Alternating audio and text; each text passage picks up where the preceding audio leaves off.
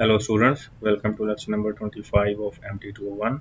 So in the last lecture we studied 8.8.1 which was about preliminary theories of a linear system of first order differential equations.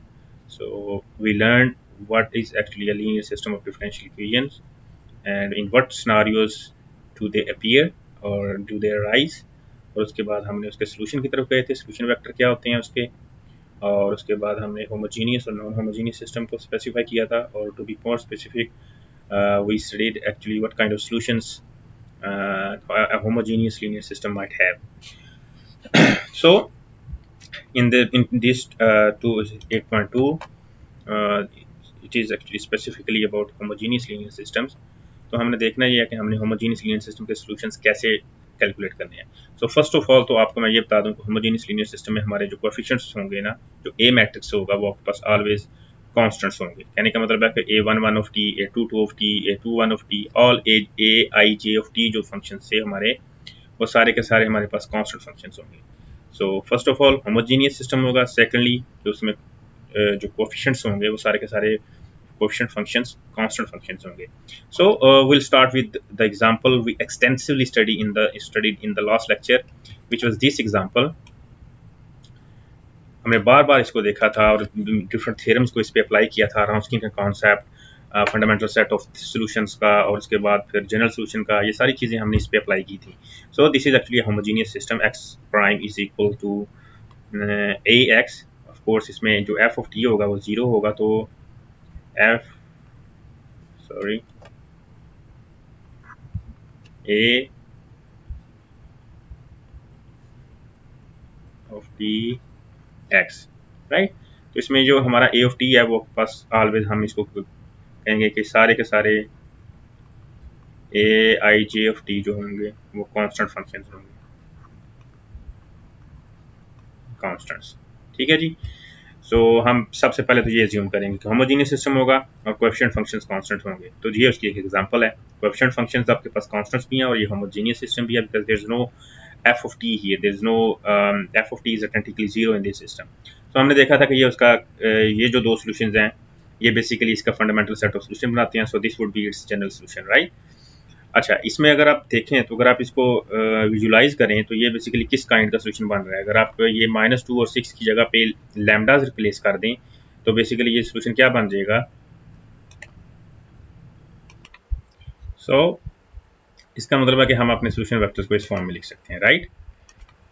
कि आपके पास अगर हम इसको k1 k2 कह दें और इसको हम e of lambda I T कह दें, तो ये जो लैम्डा 1 हो जाएगा वो -2 हो जाएगा, लैम्डा 2 आपके पास 6 हो जाएगा. इसमें k1 आपके पास 1 है और k2 -1 है, और इस वेक्टर में k1 इज इक्वल टू 3 है और k2 इज इक्वल टू 6 है, राइट. तो इसका मतलब है कि हम इस वेक्टर और इस साथ में जो आपके पास फंक्शन मल्टीप्लाई हो रहा है उसको इस फॉर्म में इन जनरल लिख सकते हैं.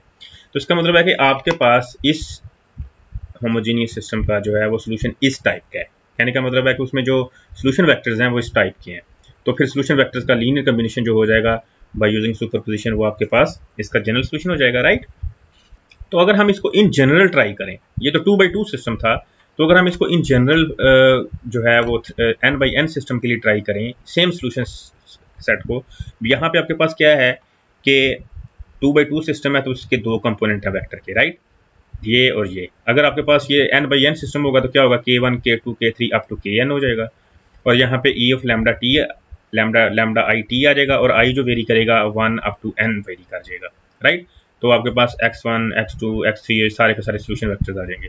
तो इस टाइप के अगर सॉल्यूशन को हम अगर अटेम्प्ट करें कि क्या ये ऑलवेज इस डिफरेंशियल इक्वेशन का सॉल्यूशन देता है, तो देखते हैं आपके पास क्या सिचुएशन अपीयर होती है. So since our solution vectors of this form, कि आपके पास सॉल्यूशन वेक्टर किस फॉर्म के आ रहे थे कि उसमें स्टार्ट में एक वेक्टर था, साथ में ई लैम्डा ऑफ टी मल्टीप्लाई हो रहा था. x1 जब x1 होगा तो ये आपके पास लैम्डा 1 हो जाएगा, x2 हो जाएगा, ये लैम्डा 2 हो जाएगा. तो अभी देखते हैं अगर हम इस सॉल्यूशन को इन जनरल ट्राई करें आपके पास इस form general homogeneous linear system के लिए, तो आपके पास क्या सिचुएशन अपीयर होती है. तो suppose if x equals to, हमने ये इस सॉल्यूशन को क्यों ट्राई कर रहे हैं, क्योंकि इस तरह का सॉल्यूशन हम ऑलरेडी देख चुके हैं एक होमोजीनियस लीनियर सिस्टम का, right. whose coefficient matrix is a constant matrix. तो हम देखते हैं क्या ये इन जनरल भी ट्रू है हो सकता है इन जनरल भी ट्रू हो। अगर आपको याद हो, हमने मोस्टली जनरल डिफरेंशियल इक्वेशंस का सोल्यूशन ऐसे ही देखा था। हमने ट्राई किया था कि suppose y is equal to x की power one is it solution. अगर सोल्यूशन है तो सेटिस्फाई करेगा, अगर सेटिस्फाई करेगा तो फिर उसमें एक्सिलरी इक्वेशन आ जाती थी, फिर हम उसके रूट्स निकाल देते थे कि ये जो सारे इसके रूट्स के लिए जो ना वो सारे के सारे ये जो सोल्यूशन हैं x की पावर m, ये सारे के इसके सोल्यूशन होंगे। तो इसी तरह हम यहाँ पे भी वो जो ना हमने पहले एग्जाम्पल देखी, सिंपलेस्ट एग्जांपल्स एक दो देख के फिर देखा कि इन जनरल अगर ट्राई करें तो क्या सिचुएशंस भी होती है। So if x is equal to e power lambda t is our solution vector, suppose this is our solution vector, so if it is satisfies this we need its derivative as well, तो वो आपके पास k lambda e lambda t आ जाएगा, right. और अगर आप इसमें insert करेंगे तो क्या आ जाएगा, k lambda e lambda is equal to a lambda की वैल्यू क्या है, के एक्स की वैल्यू क्या है, ए के ई की पावर लैम्डा टी, राइट।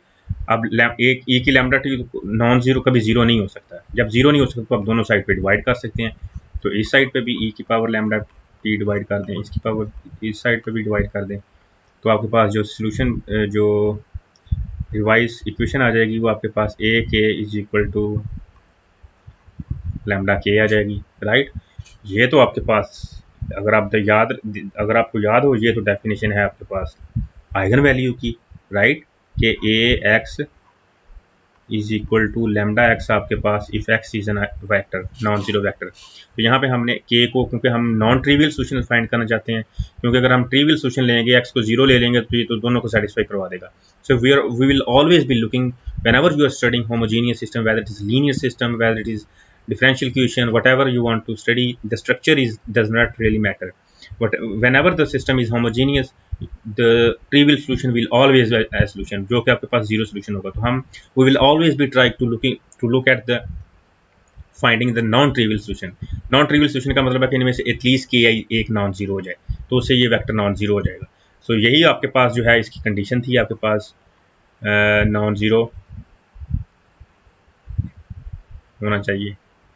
इसका मतलब है कि अगर तो ये हम सोल्यूशन ट्राई करेंगे तो ये जो के हो जाएगा ये इसका आइगन वेक्टर हो जाएगा ए का, इस ए का, और ये लैम्डा हो जाएगी, इसकी आइगन वैल्यू हो जाएगी, क्योंकि इसको आपको पता है कि आप इसको ए माइनस लैम्डा आई टाइम्स के इज इक्वल टू जीरो लिख सकते हैं, क्योंकि आपको पता है कि के इज इक्वल टू आई के हम लिख सकते हैं।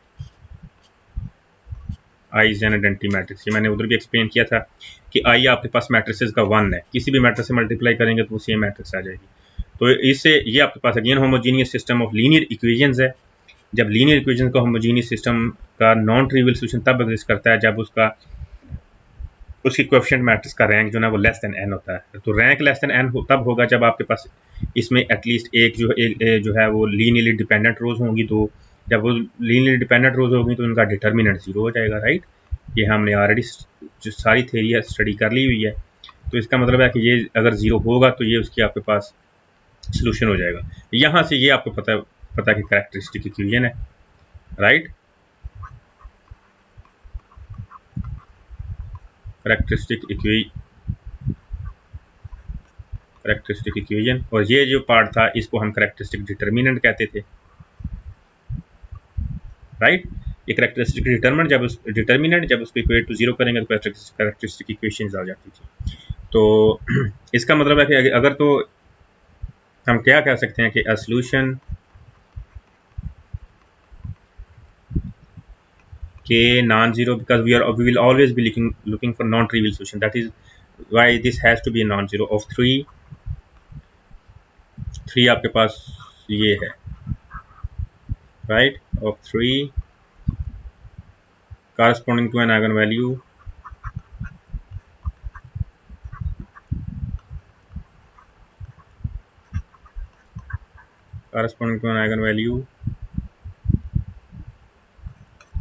lambda is an eigenvector। यही मैंने आपको एक्सप्लेन किया है कि आपके पास आइगन वेक्टर से। तो इसका क्या मतलब हुआ कि व्हेनेवर ये इसका जो है वो क्रक्स ये है सारी स्टोरी का कि if this is suppose to be the solution of this differential equation, this system of differential equation, homogeneous linear first order system, then this k has to be the a non-zero eigenvector of this a and lambda has to be the eigenvalue. तो यही हमने अभी इस सारी की सारी discussion से conclude किया है कि whenever you try the solution of type 1 of the homogeneous linear first order system into this k will always be an eigenvector of this a and lambda will be a corresponding eigenvalue. तो ये जो lambda eigen value होगी ये के उसकी कारस्पोंडिंग eigen vector होगा. यही हमने यहाँ से स्टडी किया है. जब इसमें आपने एक्स प्राइम की जगह पे ये रखा, एक्स की जगह पे ये रखा, तो ये नॉन जीरो था, डिवाइड किया, इससे ये इक्वेशन आ गई. यही तो इससे हम आपको पता ये डेफिनेशन क्या है, आपके पास आइगन वैल्यू और आइगन वेक्टर की डेफिनेशन है. So if this is supposed to be its solution, the lambda has to be an eigen value of this matrix A, coefficient matrix A, and K will always be an eigen vector corresponding to this lambda, right. तो इसका तो ये मतलब हुआ कि अगर हमें, तो ये उसका जनरल सोल्यूशन हो जाएगा, राइट. ये इस टाइप के उसका जनरल सोल्यूशन हो जाएगा. तो ये उसका पर्टिकुलर सोल्यूशन हो जाएगा. फिर हम अगर हमने N linearly independent eigen vectors calculate कर लिए corresponding to N linearly independent eigen values, eigen values, तो उसके जो सोल्यूशंस हो जाएंगे वो लीनियरली इंडिपेंडेंट सोल्यूशंस आ जाएंगे, एन लीनियरली इंडिपेंडेंट सोल्यूशन. तो वो फंडामेंटल सेट बना देगा. जब फंडामेंटल सेट सोल्यूशंस आ गया तो उससे हम जनरल सोल्यूशन ड्राइव कर लेंगे. तो ये है जी आइगन थ्योरी, आइगन वेक्टर और आइगन वैल्यूज की application in solving first order homogeneous linear system, right. So next अब देखते हैं कि आपके पास किसी भी कोएफिशिएंट मैट्रिक्स की क्या केसेस हो सकते हैं आइगन वैल्यूज के. फॉर एग्जांपल वो डिस्टिंक्ट रियल आइगन वैल्यूज हो सकती हैं, मल्टीपल रियल आइगन वैल्यूज हो सकती हैं, या कम्प्लेक्स कॉन्जुगेट्स आ सकते हैं, जिस तरह हमने लास्ट ऑलरेडी हमने स्टडी किए हुए हैं ये वाले cases. So now next we will discuss the corresponding cases. The first case is 8.2.1 is distinct real eigenvalues. So if you have a n by n homogeneous linear system, तो corresponding coefficient matrix n by n हो जाएगी. अगर उसके n distinct roots आ रहे हैं, different eigenvalues आ रही हैं, सारी की सारी n जो हैं, तो आप always जो है उसके corresponding n linearly independent eigenvectors calculate कर सकते हैं. तो इसका मतलब है ये हुआ कि अगर n by n सिस्टम है तो उसके corresponding आप n linearly independent solution calculate कर सकते हैं, क्योंकि वो सारे आपस में solution एक दूसरे के क्या होंगे, लीनियरली इंडिपेंडेंट होंगे, क्योंकि वो एक दूसरे के जो आइगन वेक्टर्स हैं वो एक दूसरे के लीनियरली इंडिपेंडेंट हैं. तो वहाँ से आपके पास फंडामेंटल सेट ऑफ सॉल्यूशंस आ जाएगा. फंडामेंटल सेट ऑफ सॉल्यूशंस से हम उसका जनरल सॉल्यूशन ड्राइव कर लेंगे. सो this is what exactly I describe. whenever n by n matrix A possess n distinct real eigenvalues, then a set of n linearly independent eigenvectors k1 k up to kn can always be found. तो इसका मतलब है कि x1 k1 e की power lambda 1t, x2 k2 e की power lambda n 2t और xn kn ये up to xn जो है ये सारे के सारे वेक्टर्स एक दूसरे के लीनियरली इंडिपेंडेंट होंगे. You don't even have to check why, because k1 k2 अगर एक दूसरे के लीनियरली इंडिपेंडेंट है तो जब उसको एक फर्दर एक फंक्शन से मल्टीप्लाई करेंगे जिनमें आपके पास उसके कोएफिशिएंट्स डिफरेंट हैं, so they will definitely be linearly independent. So whenever you have an n set of linearly independent solution vectors, that will form a fundamental set of solution. So a fundamental set of solution से हम उसका further क्या करते हैं, उसका general solution derive कर लेते हैं. So this is what this theorem exactly tells us. Theorem 8.2.1 general solution of homogeneous system. So whenever this lambda 1 up to lambda n are n distinct real eigenvalues, real भी हो और distinct भी हो, different भी हो एक दूसरे से, of the coefficient matrix A of the homogeneous system 2. homogeneous system 2 आपके पास वही है कि x prime is equal to ax, जिसमें आपके पास वो identically 0 होगा. ये आपके पास always ये हमारा 2 होगा, and k1 up to kn be corresponding eigenvectors. Then the general solution of, since they will form as a fundamental set of solutions, so the corresponding general solution will be of this type. ये हमने last fundamental जब हम study किया थे solutions homogeneous system के in general, तो आपने देखा था कि जनरल सॉल्यूशन फिर उसका आपके पास क्या हो जाता है, फंडामेंटल सेट ऑफ सॉल्यूशन का लीनियर कॉम्बिनेशन जो था वो आपके पास जनरल सॉल्यूशन था, और ये सॉल्यूशन जो है वो इस सिस्टम के हर सॉल्यूशन को कंटेन करेगा. So that means all we have to do is कि अगर आपके पास कोई सिस्टम गिवन है और उसकी आप कोएफिशिएंट मैट्रिक्स के एंड जो डिफरेंट आइगन वैल्यूज आ जाती हैं, आपने उसके डिस्टिंक्ट आइगन वेक्टर्स कैलकुलेट करके ये सॉल्यूशन फॉर्म कर लेने हैं और इससे हमने उसका जनरल सॉल्यूशन कैलकुलेट कर लेना है. So let's try an example now. So here we have an example of first order homogeneous linear system, और ये होमोजेनियस है क्योंकि इसमें टी के कोएफिशिएंट्स नहीं अपीयर हो रहे, और इसमें कोएफिशिएंट जो है वो 2, 3 ये सारे के सारे कोएफिशिएंट जो हैं वो कॉन्स्टेंट्स हैं डिपेंडेंट वेरिएबल्स के साथ, राइट। तो आपके पास ए जो है वो क्या आ गया 2 3 2 1, राइट। तो इसका मतलब है हमें इसकी आइगन वैल्यूज और आइगन वेक्टर्स कैलकुलेट करनी है। तो यहाँ से आपके पास टोटली लीनियर अलजेब्रा स्टार्ट हो जाएगा। ए माइनस लैम्डा आई जो होगा, सॉरी किसकी इक्वल हो जाएगा 2 minus lambda 3 2 1 minus lambda, right. क्योंकि आपके पास ये ए मैट्रिक्स है और ये जो आइडेंटिटी मैट्रिक्स है इसके सिर्फ और सिर्फ डायगोनल पे लैम्डा होगा जब लैम्डा मल्टीप्लाई होगा, बाकी सारी जीरो हैं। तो जब इन दोनों को मैट्रिक्स को माइनस करोगे तो सिर्फ डायगोनल पे फर्क पड़ेगा, बाकी इंट्रीज एज इट इज रहेंगी। तो जब आप इसको ओपन करेंगे तो आपके पास lambda square minus 3 lambda minus 4 and इसको आप इजीली 2/2 सिस्टम है तो आप फैक्टराइज कर सकते हैं। ये -4 आएगा इज इक्वल टू 0। ये करेक्टरिस्टिक इक्वेशन हो गई। इसका मतलब है कि आपके पास लैम्डा 1 जो है वो -1 है और लैम्डा 2 जो है वो आपके पास 4 है। अब आइगन वैल्यू कैलकुलेट हो गई। अब आइगन वेक्टर लिखूंगा, नई टर्ज नहीं लिखूंगा क्योंकि आपके पास सिर्फ आइगन वैल्यू जो है उसकी मल्टीप्लिसिटी 1 है। Eigen vector corresponding to lambda 1 is equal to -1। वो आप कैसे करते थे? दो तरीके थे। एक तो आप गॉस एलिमिनेशन मेथड भी यूज़ कर सकते हैं, या फिर आप क्या करें कि आप इसको ये जो इसकी इक्वेशन थी a minus lambda I x, या यहाँ पे k हो जाएगा, k इज इक्वल टू 0 करेंगे तो a माइनस लैम्डा एक्स की तो यही मैट्रिक्स आ जाएगा, राइट। तो लैम्डा 1 की वैल्यू क्या -1, तो -1 रखेंगे तो ये आपके पास 3 आ जाएगा, 3 3 2 और ये आपके पास 2 आ जाएगा। सो 3 3 2 2, ये a minus lambda I corresponding to this lambda 1, right. यहाँ पे आपके पास k1 k2 रख लें और इक्वल्स टू ये 0 ऑलवेज इक्वल टू 0 होता है, राइट। क्योंकि यहाँ से तो हमने ये वाली करेक्टरिस्टिक इक्वेशन ड्राइव करते हैं। I already explained it in the previous slides. So यहाँ से आपके पास सिस्टम आ जाएगा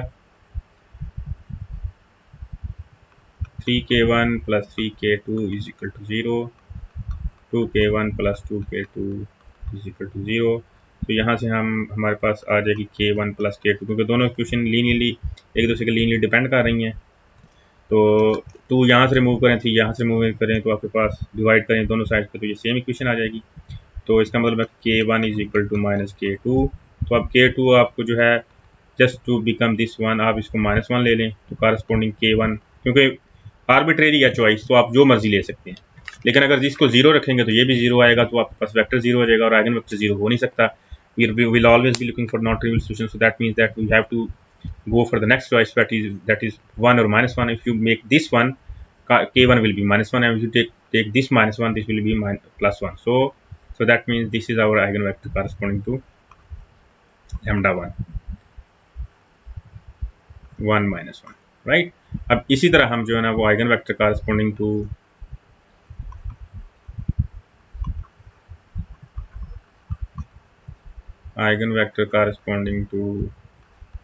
lambda 2 is equal to 4, right. So उसमें भी आपके में यही वाली रिपीट करनी है। तो अब इसमें जहाँ जहाँ पे लैम्डा है वहाँ पे 4 रखते हैं। 2 - 4 is equal to -2, so -2 +3 2 and this becomes -3, right। 1 - 4 -3, so then k1 k2 is equal to 0। ये 0 वेक्टर है तो आप इसको 0 0 ऑफ कोर्स लिखेंगे। सो यहाँ से हमारे पास सिस्टम क्या आ गया, -2 k1 plus 3 k2 is equal to 0, नीचे से 2 k1 minus 3 k2 is equal to 0। अगर इसको एक दूसरे का नेगेटिव मल्टीपल है ये दोनों इक्वेशन, तो अगेन हमें आपके पास एक ही उसका जो है वो वैल्यू मिलेगी। k1 को आप इज इक्वल टू 3 k2 लिख लेंगे, 2 k1 is equal to 3 k2, और यहाँ से आप, क्योंकि ये दोनों एक ही इक्वेशन है, k1 2 k1 plus 3 k2 is equal to 0, आप ये कंसीडर कर लें, ये कंसीडर कर लें, दोनों एक ही हैं क्योंकि एक दूसरे के नेगेटिव मल्टीपल हैं। तो आप ये कंसीडर करेंगे तो यहाँ से ये आ जाएगी, और यहाँ से k1 की वैल्यू आपके पास 3/2 k2। तो अब यहाँ पे आप 0 लेंगे तो गेन वो वेक्टर 0 हो जाएगा, 0 ले नहीं सकते। 1 लेंगे तो फिर आपके पास ये फ्रैक्शन आ जाएगी। अगर हम इसको k2 को 2 लूँगा ना तो if K2 is 2 then K1 is actually क्या हो जाएगा, 2 से 2 कैंसिल होके 3 आ जाएगा। तो ये आपके पास इंटीजर्स आ जाएंगे, integers always easy to deal with हैं, तो इसलिए आपके पास ऑलवेज जो K2 आ गया आपके, वो क्या आ गया 2 3, राइट। तो इसके कारस्पोंडिंग ये आइगन वेक्टर और -1 के कारस्पोंडिंग ये आइगन वेक्टर। तो इसका मतलब है हमारा सोल्यूशन क्या हो जाएगा, फंडामेंटल सेट ऑफ सोल्यूशन पहले जो ना वो क्या आ जाएगा, K1 e की power lambda 1t, K2 e की पावर लैम्डा 2t। तो इसका मतलब है कि हमारा जो जनरल सोल्यूशन आ जाएगा वो क्या होगा, वो जनरल सोल्यूशन हमारे पास ये होगा, जनरल सोल्यूशन आपके पास क्या हो जाएगा C1, उसके बाद क्या आ जाएगा वेक्टर K1 1 माइनस और e की पावर लैम्डा 1t e की power -t plus C2, K2 क्या है जी 2 3, oh I think I made a mistake, this is 3, this is 3 2, this is 3 2 because K1 is 3, K2 is 2, so this is 3 2 and e की power lambda 2t क्या आ जाएगा, eigen value 4t थी, so e की power 4t। तो ये आपके पास इसका solution हो जाएगा।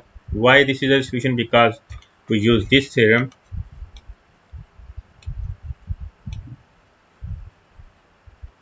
if you have calculated all the eigenvalues and corresponding linearly independent eigenvectors, the corresponding solutions will be linear independent, so they will form a fundamental set of solutions।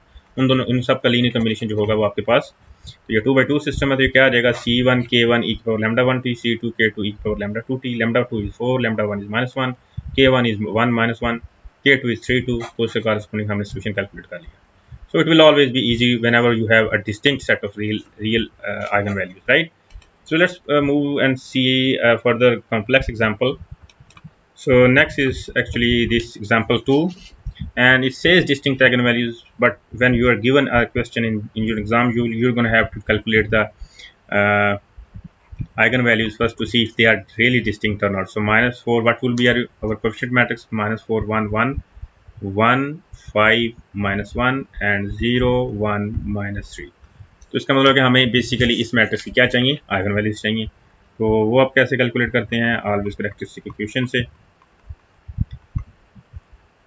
So -4 minus lambda 1 1 1 5 minus lambda -1 0 1, right. So इसको आप with respect to first column करेंगे तो आपके पास ये वाली entry कारस्पोंडिंग 0 हो जाएगी। तो यहाँ पे सिर्फ इन दो कारस्पोंडिंग आपको करना पड़ेगा एक्सपैंड। तो माइनस लैम्डा प्लस 3, मैं डायरेक्ट आपके पास ये लिख रहा हूँ, आप इसको खुद सारी की सारी कैलकुलेशन ये कर सकते हैं। मैं इसके रूट्स लिखूँगा, तो ये इसके रूट्स आ जाएंगे। So lambda 1 is equal to -3, lambda 2 is equal to -4 and lambda 3 is equal to 5। तो इसका मतलब तीनों distinct eigen value. So yes, this system has the coefficient matrix of this system has actually distinct real eigenvalues. So now all we have to do is to calculate the eigenvectors, right?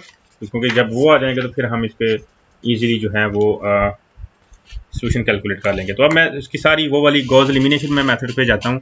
वो हम क्यों Gauss elimination पे जाते हैं, जब भी हम eigen vector calculate करते हैं तो उसकी रीज़न ये होती है कि सपोज कि आपने ये वाला सिस्टम लिया है, राइट, a माइनस लैम्डा आई, इसी को आप सॉल्व करके जो है वो आइगन वेक्टर्स लेते हैं, राइट। तो ये तो एक होमोजीनियस सिस्टम है, और होमोजीनियस सिस्टम को आप गॉस एलिमिनेशन से ऑलवेज सॉल्व कर सकते हैं। तो इसका मतलब है कि आपने क्या करना है, आपने यहाँ पे a माइनस लैम्डा आई रख लेना है, तो यहाँ पे ऑगमेंटेड मैट्रिक्स बनाने के लिए यहाँ पे 0 वेक्टर रख लेना है। आप ये 0 ना भी रखें तो कोई फर्क नहीं पड़ता, क्योंकि इस पे आप जो मर्जी 0 वेक्टर पे जो मर्जी रो ऑपरेशन लगाएंगे वो ऑलवेज 0 वेक्टर ही रहेगा। तो आप इसको लिखें या ना लिखें वो कोई फर्क नहीं पड़ता। आपको अल्टीमेटली सिर्फ और सिर्फ इसको रो एचेलॉन फॉर्म में कन्वर्ट करना है, इस वाली मैट्रिक्स को। तो ये आपके पास ए बी हो जाएगी। This is your A, suppose करेंगे ये आपके पास सॉरी बी है, तो कहें ये आपके पास बी टिल्डा हो जाएगी ऑगमेंटेड मैट्रिक्स की, राइट। तो इसको आप सॉल्व कर सकते हैं। तो इसका मतलब है कि whenever you are given a 3/3 system, it is always preferable, it should be preferable to apply the Gauss elimination method rather than applying आप जो है ना उसके वो सिस्टम को सॉल्व करते रहें, ठीक है। वो आपके पास ज़्यादा स्टेप्स लेगा, ये ज़्यादा नीट एंड क्लीन वे है, तो इसलिए आप ऑलवेज इसको टॉप करते हैं। So let me give you an idea but how do we proceed with this. So corresponding to eigen value -3 which is our first eigen value, आपके पास जो मैट्रिक्स आएगा वो ये आएगा, A+3 आएगा, राइट। बट इस मैट्रिक्स की का, और साथ में आपने 0 लिख लिया। ये लिखें ना लिखें अगेन फ़र्क नहीं पड़ता, क्योंकि ये देखें रो ऑपरेशन अप्लाई करने के बाद जब इसको हमने रो एचेलॉन फॉर्म में कन्वर्ट किया तो ये अगेन सारा वेक्टर 0 ही रहा है, तो फ़र्क तो नहीं पड़ा, राइट। तो आप इसको सिर्फ इस पे, अगर आप सिर्फ ए मैट्रिक्स पे रो ऑपरेशन अप्लाई करके और आखिर में फिर आप उसको बैक सब्स्टिट्यूशन कर दें तो वो भी ठीक है। तो इसका मतलब है कि हमने A+3 आई रखा और इस पर 0 रखा, तो हमने बेसिकली क्या है K1 K2 K3 की वैल्यू कैलकुलेट करनी है। तो दिस इज आवर, ये पहली वाली इक्वेशन से क्या आ जाएगा, K1 - K2 = 0, और यहाँ से K3 = 0, यहाँ से K2 = 0। तो K2 तो 0 हो गया, K1 K3 से आपके पास इज इक्वल, यहाँ से आ जाएगा K1 = K3। तो आप इसकी वैल्यू 1 लेंगे तो इसकी वैल्यू भी 1 हो जाएगी। तो इसका मतलब है कि कारस्पोंडिंग टू λ1 जो है -3, इससे कारस्पोंडिंग जो K1 आ रहा है वो आपके पास 1 0 1 आ रहा है, राइट। अब किया क्या है, मैंने अभी आपको एक्सप्लेन किया कि जब आप इस इक्वेशन को सॉल्व करके एक्स आइगन वेक्टर कैलकुलेट करते हैं, तो अगर आपने इसको सॉल्व करना है तो ये इसको तो आप, ये लीनियर सिस्टम होगा always, linear system, homogeneous linear system को आप गॉस एलिमिनेशन से सॉल्व कर सकते हैं। गॉस एलिमिनेशन क्या कहता है कि आपने इस मैट्रिक्स को आपने क्या करना है, इसको रो रिड्यूस एचेलॉन फॉर्म में कन्वर्ट करना है। तो आपने रो रिड्यूस एचेलॉन फॉर्म में कन्वर्ट करके बैक सब्स्टिट्यूशन कर दी। तो यहाँ से K3 आपके पास आर्बिट्रेरी है, यहाँ से आपके पास K2 0 हो गया, K1 + 0 K2 - K3 = 0, so K1 = K3 आपके पास ये कॉरस्पॉन्डिंग आइगन वेक्टर है। तो ये सेम प्रोसेस आप, अब ये कैसे हुआ ये मैं आपको नहीं बताऊंगा, आपको पता है कि ये पिवट है तो आपने इसको भी 0 करना है, तो इसको 0 करना है, और उसके बाद नेक्स्ट पिवट आपके पास ये हो जाएगा, इससे नीचे ये 0 करना है। जब ये 0 करेंगे तो करने के बाद आपके पास वैल्यू ये आएगी। अच्छा, यहाँ पे -1 रहे या ना रहे, आप इसको सारे को -1 से मल्टीप्लाई करेंगे तो ये -1 हो जाएगा, ये 1 हो जाएगा। ये ज़रूरी नहीं है कि आप इसको इन सारे जो पिवट्स हैं उनको 1 करना ज़रूरी नहीं है। इसने तो ट्राई किया हुआ है कि मैंने पिवट्स को 1 भी करना है, जो कि रो रिड्यूस्ड, जो कि रिड्यूस्ड एचेलॉन फॉर्म होती है। तो रिड्यूस्ड एचेलॉन फॉर्म की ज़रूरत नहीं होती हमें, जस्ट एचेलॉन फॉर्म जो है वही इनफ है। एचेलॉन फॉर्म में क्या होता है कि आपने पिवट्स सारे के सारे जो नॉन जीरो एलिमेंट्स हैं, जो पिवट्स होंगे वो left most non zero elements होंगी, और पिवट से नीचे सारे जीरो होंगे, और जो जीरो रोज हैं वो सारे के सारे एंड पे होगी। तो ये आपके पास, और रिड्यूस्ड एचेलॉन फॉर्म क्या थी मैंने आपको बताया था, जिसकी इतनी ज़्यादा एप्लीकेशन तो नहीं है, लेकिन इस जिल वाली बुक ने इसको कंसिडर किया हुआ है। वो क्या होती है कि आपने पिवट्स को 1 भी करना है, तो अगर पिवट्स 1 भी हो जाएं और साथ में एचेलॉन फॉर्म भी हो जाए तो आपके पास रिड्यूस्ड एचेलॉन फॉर्म हो जाएगी। But you don't have to do that in order to apply Gauss elimination method. That is the reason it is called Gauss-Jordan in this book. But Gauss elimination method suggests that you always go for the echelon form, not the reduced echelon form, because that is unnecessary.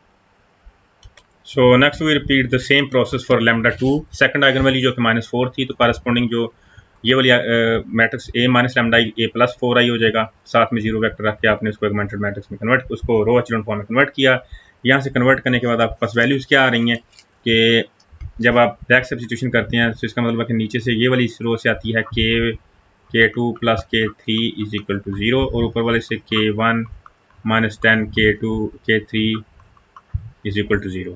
तो क्या करेंगे, इसका मतलब है कि पहली वाली equation से हमारे पास क्या वैल्यू आ रही है, K1 = 10 K3। तो यहाँ पे K3 की वैल्यू 1 रखेंगे, तो if K3 is 1, K1 is going to be 10, right. अब यहाँ से आप K3 की वैल्यू 1 रखेंगे तो K2 की वैल्यू -1 हो जाएगी, राइट, जो कि 1 आपने किसी तो K2 की वैल्यू -1 हो जाएगी। सो एक्स K2 आपके पास क्या आ जाएगा, वो ये आ जाएगा 10 -1 और 1। तो यहाँ से आपके पास कारस्पोंडिंग जो सोल्यूशन आएगा वो 10 - 1 1 e⁻⁻4t, राइट। जो पिछले वाली का सोल्यूशन क्या था, वो आपके पास अल्टीमेटली हमने इन सारे सोल्यूशन वेक्टर्स का क्या देना है, लीनियर कम्बिनेशन लेना। तो यहाँ से आपके पास सोल्यूशन वेक्टर जो आ रहा था वो ये, इसको x2 कह दें, x1 जो आ रहा था वो आपके पास 1 1 0 1 वेक्टर था, और साथ में e⁻, कौन सी आइगन वैल्यू क्या थी,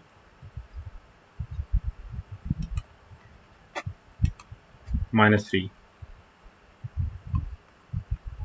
तो ये x1 हो गया करस्पॉन्डिंग, ये x2 हो गया।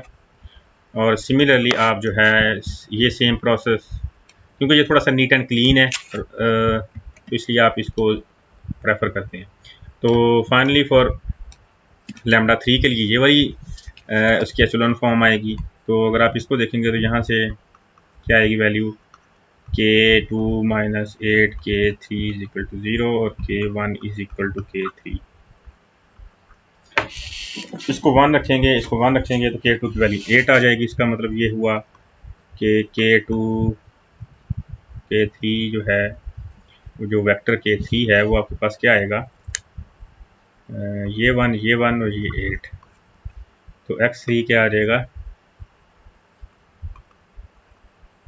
1 8 1, साथ में उसकी आइगन वैल्यू 5t। तो इसका मतलब कि आपके पास इन जनरल जो सोल्यूशन आएगा वो C1 1 0 1 की power -3t plus C2 10 -1 1 e की पावर -4t, ये वाला, और प्लस इन तीनों का जो लीनियर कम्बिनेशन है, क्योंकि 3x3 सिस्टम था, 3 लीनियरली इंडिपेंडेंट सोल्यूशन वेक्टर्स आ गए, फंडामेंटल सेट ऑफ सोल्यूशन बनाएंगे और इनका जो लीनियर कम्बिनेशन हो जाएगा वो आपके पास इसका जनरल सोल्यूशन हो जाएगा। सो this is actually the general solution of this homogeneous system given in here. So this is a 3x3 system and उसका जो सोल्यूशन होगा वो जनरल सोल्यूशन होगा वो आपके पास ये होगा। अगर आप इसको वेरीफाई भी कर सकते हैं, जिस तरह हमने कल देखा था कि हमने सोल्यूशंस को आप वेरीफाई कैसे करते हैं। सो इसको आप x की बजाय अगर आप y कहना चाह रहे हैं या जो भी कहना चाह रहे हैं, ये x है तो ये x1 x2, तो इसको x ही रख लें। तो ये इन जनरल आपके पास केस हो गया व्हेन यू हैव, हमने दो एग्जांपल्स 2x2 सिस्टम और 3x3 सिस्टम की सॉल्व कर ली, when you have distinct real roots, right. So this was case first. Now next we go to case second, which is about repeated real eigenvalues. या eigenvalues हों लेकिन उसमें repetition आ रही हो, multiple eigenvalues. So next case is about repeated real eigenvalues. So if you remember, if you have an eigenvalue with multiplicity, with algebraic multiplicity, just multiplicity की जब बात करेंगे तो algebraic multiplicity होगी. So if you have an eigenvalue with the multiplicity more than 1, so that means that eigenvalue is repeated in the spectrum. तो जब वो repeated eigen values होगी, तो अगर वो 2 दफ़ा रिपीट हुई है तो हम उसके कारस्पोंडिंग या तो 2 आइगन वेक्टर्स कैलकुलेट कर पाएंगे, तो फिर तो ठीक है, फिर तो कोई प्रॉब्लम नहीं है। या फिर हम उसको जो ना वो उसकी जो लीनियर इंडिपेंडेंट आइगन वेक्टर्स हैं वो उससे ज़्यादा, अगर 2 आइगन उसकी मल्टीप्लिसिटी है, तो अगर हम सिर्फ 1 linearly independent eigen vector calculate कर पाएंगे तो वो उसका डिफेक्ट हो जाएगा। क्यों? क्योंकि आपके पास उस आइगन वैल्यू की जो ज्योमेट्रिक मल्टीप्लिसिटी है वो जो है वो रिड्यूस, वो कम हो जाएगी ऊपर वाली की आइगन वैल्यू से, राइट, अलजेब्राइक मल्टीप्लिसिटी। तो इन दैट केस जो डिफेक्ट मैट्रिसेस होंगी, तो डिफेक्ट मैट्रिसेस के लिए आपको पता है कि हम जनरलाइज आइगन वेक्टर्स की तरफ कैलकुलेट करते थे, और जनरलाइज आइगन वेक्टर की जो मेनली एप्लीकेशन है वो सिर्फ और सिर्फ यहाँ पे है। इसी बेस पे हमने वहाँ पे linearly independent eigen vectors calculate किए थे, और उनकी जो मोटिवेशन है वो आपके पास यहाँ पे है मेनली। सो सपोज कि आपने n/n मैट्रिक्स है, तो और अगर आपके पास कोई आइगन वैल्यू λ1 है और उसकी मल्टीप्लिसिटी m है जो एटमोस्ट n हो सकती है, राइट। m या तो n होगी तो सारी की सारी आइगन वैल्यू सेम हो जाएंगी, या फिर आपके पास उनमें से कम भी हो सकती है। तो कहने का मतलब है कि ये ग्रेटर देन 1 है, उसकी रेपिटेशन आ रही है आइगन वैल्यू की, तो हो सकता है कि आप उसके कारस्पोंडिंग m linearly independent eigen vector calculate कर लें।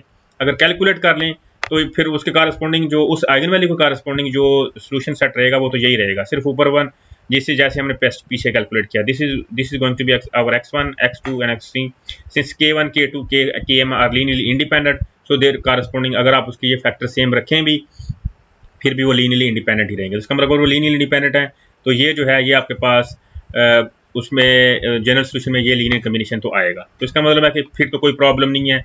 बट अगर आप n linearly independent eigen vectors ना कर पाए, in other words A is a defective matrix and matrix with defect more than 1, तो इसका मतलब क्या होगा कि 1 हो या मोर देन 1 हो डिफेक्ट, तो उसमें क्या होगा कि आपके पास आइगन वैल्यू की रेपिटेशन ज़्यादा होगी लेकिन corresponding number of linearly independent eigen vectors कम आएंगे, तो फिर हम जनरलाइज आइगन वेक्टर की तरफ जाएंगे। तो उसके सोल्यूशन किस टाइप के होंगे? So this is very important case, and this is actually the crux of this whole lecture 25. If there is only one eigenvector corresponding to eigenvalue of multiplicity m, अगर तक किसी eigenvalue की multiplicity m है लेकिन उसके corresponding at least आप एक eigenvector calculate कर पाए हैं, तो उसके corresponding आप जो है m linearly independent solution calculate कर सकेंगे और वो इस फॉर्म के होंगे। और जब आप इस फॉर्म के सोल्यूशन को ट्राई करेंगे तो corresponding जो eigenvectors आएंगे वो जो corresponding वेक्टर्स आएंगे वो जनरलाइज eigenvectors होंगे। तो बेसिकली फिलहाल आप इसको ना अंडरस्टैंड करें कि ये बेसिकली ये इसकी क्या मीनिंग है। आपने अगर उसकी m मल्टीप्लिसिटी हुई तो उसके कारस्पोंडिंग सोल्यूशन वेक्टर्स जो हैं वो इस फॉर्म के होंगे। अब हम क्या करते हैं, हम किसी 2x2 मैट्रिक्स को लेके उसकी अगर आइगन वैल्यू की रेपिटेशन हो रही होगी वहाँ पे एक आइगन वेक्टर कैलकुलेट करेंगे और फिर हम क्या कहेंगे, उसकी एक सोल्यूशन तो कैलकुलेट कर लेंगे और दूसरा सोल्यूशन क्या हो जाएगा, ये जो k21 और k22 है वो क्या है, where kij are column vectors can always be found. ये कैसे कैलकुलेट करेंगे, क्योंकि यहाँ तक तो अगर एक ही उसका लीनियर इंडिपेंडेंट आइगन वेक्टर है तो वो तो ये k11 हो गया फॉर एग्जांपल, तो एक सोल्यूशन तो आ गया। ये बाकी m का कारस्पोंडिंग m सोल्यूशंस कैसे आएंगे, वो फिर ये जो k21 k22 km1 km2 हैं ये आपके पास क्या होंगे, ये जनरलाइज आइगन वेक्टर्स होंगे। और क्यों होंगे, जो जनरलाइज आइगन वेक्टर्स कैलकुलेट कैसे करते हैं, जॉर्डन चेन से। एक आपके पास गिवन होता है उसी को आप यूज करके बाकी कैलकुलेट कर लेते हैं। तो अभी हम उसी की तरफ जा रहे हैं, राइट। तो सपोज करते हैं हम किसी एक एग्जांपल सॉल्व करते हैं 2x2 सिस्टम की, जिसमें रेपिटेशन आ रही है, सॉरी 3x3 सिस्टम ले लेते हैं लेकिन उसमें एक आइगन वैल्यू की रेपिटेशन आएगी जो कि 2 होगी। So next suppose we have this system homogeneous system of first order differential equations. तो ये उसकी कोएफिशिएंट मैट्रिक्स है, इसकी आप पता है हमें आइगन वैल्यू कैलकुलेट करनी है, उसके लिए हमें कैरेक्टरिस्टिक इक्वेशन चाहिए। तो ये हमारे पास कैरेक्टरिस्टिक इक्वेशन आएगी उसकी। अब इसको आपने इक्वेट 0 किया, तो इक्वेट 0 करने से जो इसको आप सॉल्व करेंगे तो जो इसकी आइगन वैल्यूज आएंगी, so these are the eigen values, ये उसके कारस्पोंडिंग आपकी इक्वेशन आएगी। इसको ड्राइव करने से उसके ये फैक्टर्स आएंगे, तो λ1 और λ2 की वैल्यू -1 है, ये रेपिटेशन हो रही है, इसकी मल्टीप्लिसिटी 2 है और λ3 = 5 है। तो 3 के करस्पोंडिंग तो हमें एक आइगन वेक्टर मिलेगा ही मिलेगा, एक यहाँ से भी एटलीस्ट एक लाजमी मिलेगा, लेकिन क्या दो मिल सकते हैं कि नहीं ये हमने चेक करना है। और ये जो डिफरेंट आइगन वैल्यूज के कारस्पोंडिंग आइगन वैल्यूज ऑलवेज डिफरेंट होते हैं और वो लीनियरली इंडिपेंडेंट ही होते हैं, ये मैंने आपको पहले भी एक्सप्लेन किया हुआ है। तो इसका मतलब है कि हमने तो सिर्फ सेम वैल्यू को देखना है, क्या हम लीनियरली इंडिपेंडेंट इस केस में कैलकुलेट कर पाते हैं या नहीं। तो लेट्स सी कि हमने वही वाला किया काम, a माइनस λ1 के -1 के कारस्पोंडिंग उसकी अपने ऑगमेंटेड मैट्रिक्स बनाई, ऑगमेंटेड मैट्रिक्स बना के उस पर ऑपरेशन अप्लाई करके उसको चेंज किया तो आपके पास ये वाली इक्वेशन आ जाएगी। और यहाँ से आपको पता है कि ये एक ही इक्वेशन बन रही है, नीचे वाली रो 0 है, यहाँ से k1 - k2 + k3 = 0। तो यहाँ से जो है वो आप k1 की वैल्यू अगर कैलकुलेट करें तो k1 आ जाता है k2 - k3, राइट। तो ये क्योंकि एक इक्वेशन है, 3 इंडिपेंडेंट, तो there will be infinitely many solutions. तो whenever an homogeneous system has more equations than unknowns, तो आपके पास more unknowns than equations, जिसमें 3 unknowns हैं एक इक्वेशन है, तो ऑलवेज आपके पास इनफाइनाइटली मेनी सॉल्यूशंस आएंगे होमोजेनियस सिस्टम के केस में।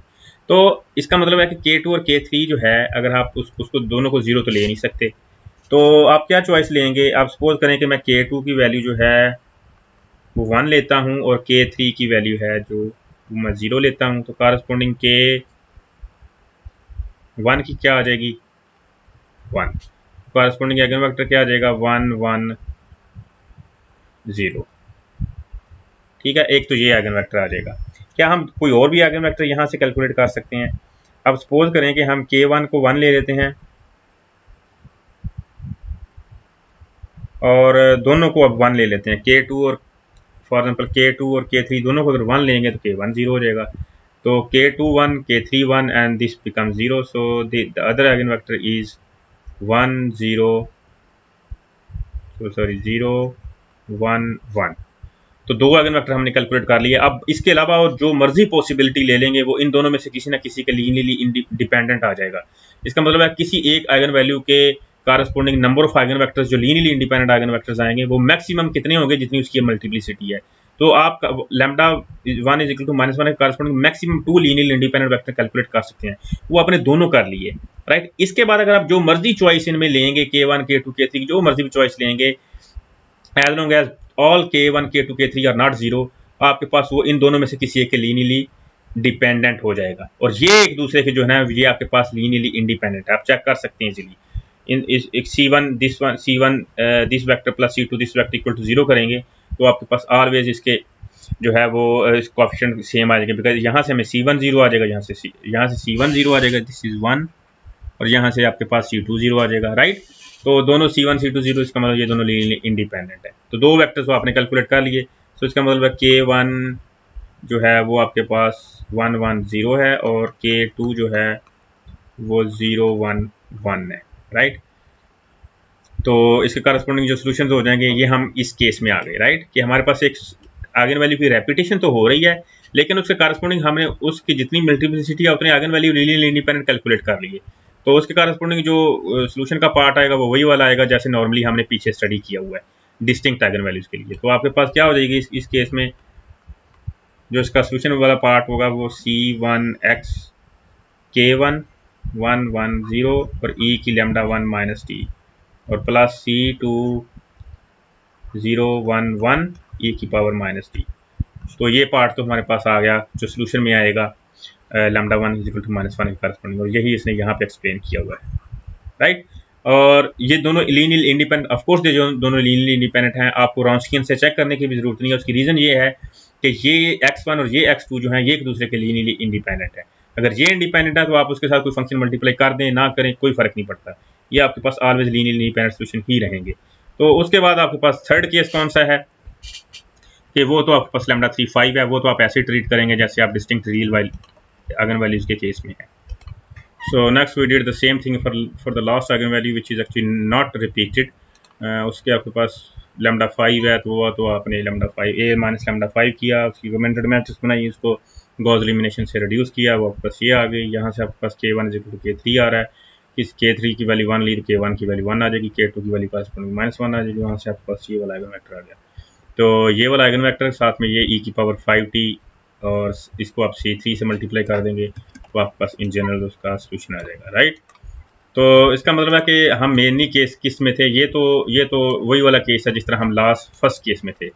हम रिपीटेड आइगन वैल्यू के केस में रिपीटेड आइगन वैल्यू जो है वो आपके पास फर्स्ट वाली हो रही थी, उसकी मल्टीप्लिसिटी 2 थी, but luckily we were able to find two linearly independent eigen vectors corresponding to this eigen value. तो इसका मतलब है कि डिफेक्ट 0 है, मैट्रिक्स ये वाली डिफेक्ट नहीं है, डिफेक्टिव नहीं है। तो जब डिफेक्टिव नहीं है तो फिर तो आपके पास वैसे ही हम इस केस को वैसे ही डील करेंगे जैसे डिस्टिंक्ट आइगन वैल्यूज के केस को डील करते हैं, राइट। अब हम आते हैं इसकी एग्जांपल देखते हैं कि अगर आपके पास रेपिटेशन आ रही हो, फिर हम जब मैट्रिक्स कॉरस्पॉन्डिंग ए मैट्रिक्स जो डिफेक्टिव हो तो फिर हम क्या करेंगे, और जनरलाइज आइगन वेक्टर का how the concept of generalize eigen vector come into play in this scenario. So let's move on to the second solution. Second solution mean के जिसमें ऐसा केस, सेकंड सॉल्यूशन का मतलब ये है कि हम इस केस में हैं,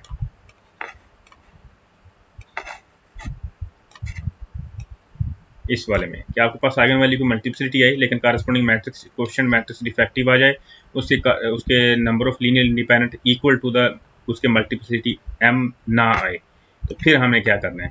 तो यहाँ से अगर आपको याद हो कि अगर आपके पास K1 1 है तो जो K2 और K2 अगर आपने जो सेकंड सोल्यूशन होगा उसका कॉरस्पॉन्डिंग वो ये वाला होगा इस फॉर्म का। अब हमने इसको ट्राई करना है क्योंकि कॉरस्पॉन्डिंग हमारे पास मैट्रिक्स जो आएगी वो डिफेक्टिव आएगी। So let's try this for 2 by 2 matrix. So this is our 2 by 2 matrix. So first we need to calculate the eigenvalues.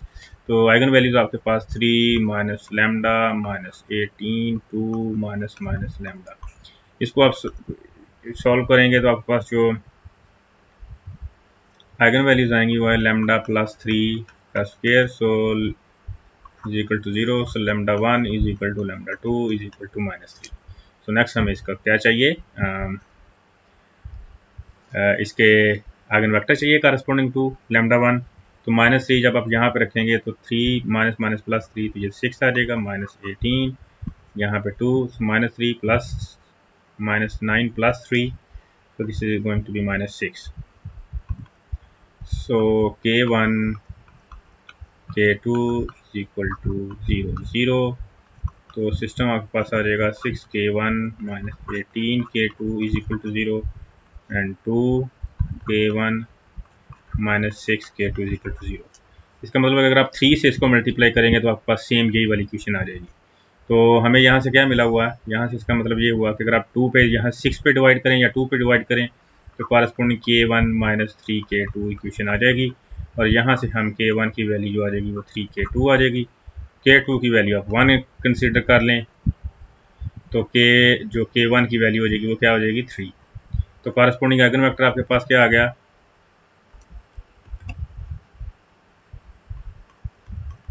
K1 की वैल्यू क्या हो जाएगी 3 1। क्या इसके, क्योंकि आइगन वैल्यू की मल्टीप्लिसिटी तो 2 है, क्या हम 2 linearly independent eigen vector calculate कर पाएंगे? आपके पास इक्वेशन सिर्फ और सिर्फ ये वाली है, K1 is equal to 3K2। अब K2 की वैल्यू आप 0 तो ले नहीं सकते, क्योंकि 0 हो जाएगा तो 0 0 हो जाएगा, और आइगन वेक्टर 0 नहीं करना हमने, वो नॉन ट्रिवियल सोल्यूशन हम फाइंड करना है। तो इसका मतलब आप K2 की वैल्यू और जो मर्जी भी ले लेंगे वो 3 का मल्टीपल आ जाएगी, जो K1 की वैल्यू हो जाएगी वो 3 का उसका मल्टीपल आ जाएगी। फॉर एग्जाम्पल अगर हम यहाँ पे 2 रखेंगे तो K1 की वैल्यू 6 आ जाएगी, अगर 3 रखेंगे K1 की वैल्यू 9 आ जाएगी, और वो सारे के सारे इस वेक्टर के मल्टीपल होंगे। तो ये वेक्टर जो होगा वो उन सब वेक्टर्स के लीनियरली डिपेंडेंट हो जाएगा।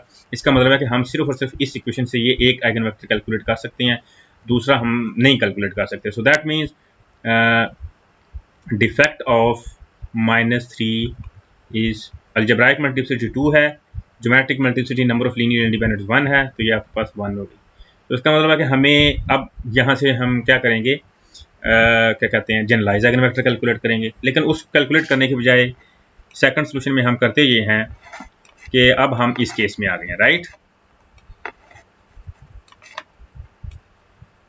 अब हम इस केस में हैं जिसमें आपके पास डिफेक्ट पॉजिटिव है, डिफेक्ट 0 नहीं है, डिफेक्ट पॉजिटिव है, डिफेक्ट 1 आ रहा है। तो इसमें इस केस में क्या होगा कि अगर आपके पास एक सोल्यूशन आइगन वेक्टर है, if there is only one eigen vector, तो आप एक तो सोल्यूशन उसका ये आ जाएगा, राइट।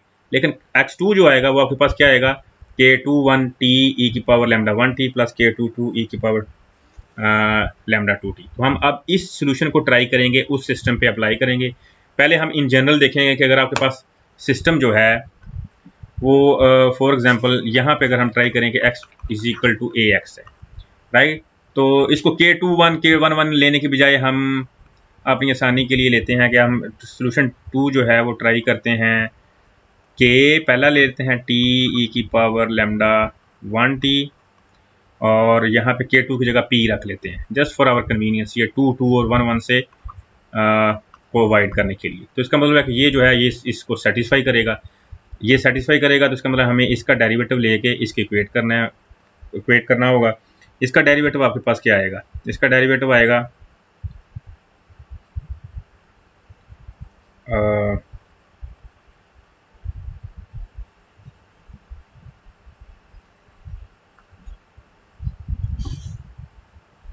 x2 का डेरिवेटिव आपके पास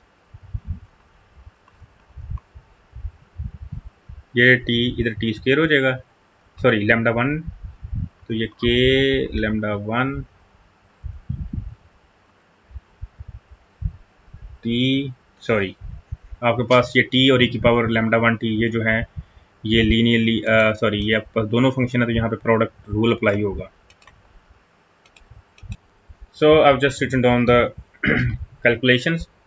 इस पे आपने प्रोडक्ट रूल अप्लाई किया तो फर्स्ट का डेरिवेटिव 1 आ जाएगा, तो ये k e की पावर लैम्डा 1 t आ जाएगा। सेकंड का डेरिवेटिव लैम्डा 1 टाइम्स e की पावर लैम्डा 1 t आएगा, तो k t लैम्डा 1 e की पावर लैम्डा t आ जाएगा, प्लस ये as it is p lambda 1 e की पावर लैम्डा t आ जाएगा। तो लैम्डा 1 का आपने डेरिवेटिव कैलकुलेट किया, यहाँ पे आपने a को फिर x2 से मल्टीप्लाई कर देना। जब a को x2 से मल्टीप्लाई कर देना करेंगे तो t e की पावर लैम्डा t जो है ये वाला पार्ट, ये आपके पास किस में कॉमन है, किस में कॉमन है, एक किस में कॉमन है।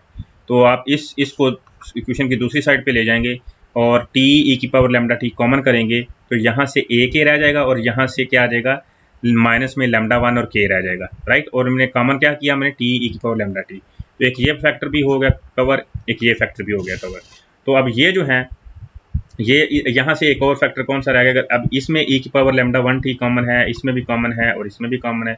ये दोनों जब वैल्यू उधर जाएंगी तो e की पावर लैम्डा 1 t कॉमन करेंगे तो आपके पास वैल्यू ये आ जाएगी। अब ये इक्वल टू 0, क्योंकि ना ये भी 0 नहीं हो सकता, ये भी 0 नहीं हो सकता, तो ये 0 तब होंगे जब इनके कॉरस्पॉन्डिंग कोएफिशिएंट 0 होंगे। तो कोएफिशिएंट 0 करने का क्या मतलब है कि इसमें a k minus lambda 1 k 0 होना चाहिए, और दूसरे में क्या होना चाहिए, a p minus lambda 1 P minus के इक्वल टू 0 होना चाहिए, राइट। और यहाँ से तो हमें वही वाली वैल्यू मिल गई कि ए के इज इक्वल टू लैम्डा 1 के, राइट। यहाँ से हमें क्या मिला कि यहाँ से यह मिला कि ए माइनस लैम्डा 1 आई पी और ये इक्वल टू आ जाएगा